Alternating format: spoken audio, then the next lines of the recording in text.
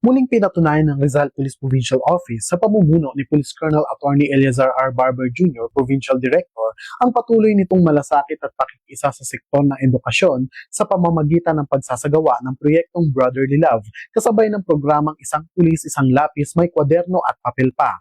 Ang proyektong Brotherly Love ay isa sa mga makabulhang inisyatibo ng Rizal PPO na sumasalamin sa diwa ng malasakit, pagkakaisa at voluntaryong pagtutulungan ng bawat miyembro ng Rizal PNP sa pamamagitan ng munting kontribusyon, nakalikom ng pondo na inilaan upang makapagbigay ng mga pangunahing pangangailangan sa pag-aaral ng mga kabataan. Idinaos ang programa sa pangunguna ng Provincial Community Affairs and Development Unit sa pamumuno ni Police Lieutenant Colonel Christine Almarie B. Valenzona, katuwang ang 14th station sa Provincial Mobile Force Company. Ngayong araw ng Hunyo 5, 2026 sa Rizal PPO Covered Court sa Barangay Dolores, Taytay, Rizal, na dinaluhan ng mga kinatawan mula sa Department of Education Rizal Province, mga pribadong sektor, mga opisyal ng PNP at mga panauhing pandangal na si Mr. Johan Sim, Presidente ng Shuta Group of Companies at Mr. Angel Eugenio, Chairman ng naturang kumpanya.